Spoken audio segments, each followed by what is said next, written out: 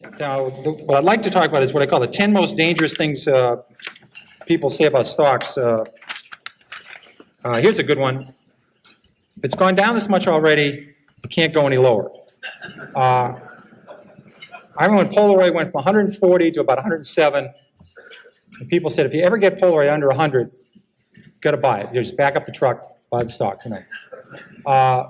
Stock could get to 110, then rally, fall to 103, you go 112, go 105. They said, gets under 100, buy Polaroid. Polaroid broke 100, people started buying it, and within 9 months, the stock was 18.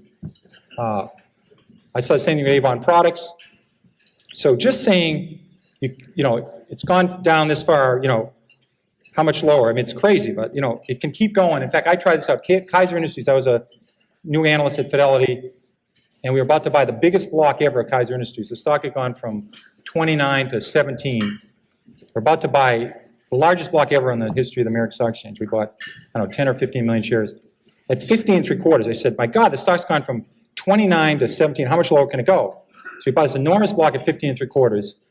So I called my mother and I said, Mom, I guess stock at Kaiser Industries, it's 10. So about 3 months later, I said, you ought to buy this. It's gone from 29 to 10. How much lower can it go? Well, it went to 9, it went to 8, it went to 7, it went to 6, it went to 5, it went to 4. Now, fortunately for me, this happened very rapidly, or I'd be working at the Stop and Shop bag and behind the lines instead of Fidelity. So fortunately, this was compressed in only about 6 months.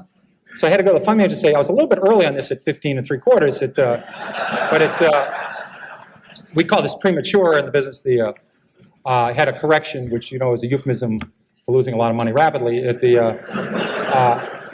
So I said, let's check this again. The stock's 4. They own 45% of Kaiser Aluminum. They own 59% of Kaiser Steel. They own 38% of Kaiser Cement. They own all of Kaiser Electronics, all of Kaiser Broadcasting, which had 7 TV sets. They own Jeep.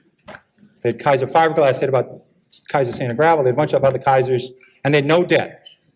Now, in this room, because I know Freeman Billings is very interested in financial stocks, no one's ever gone bankrupt without any debt.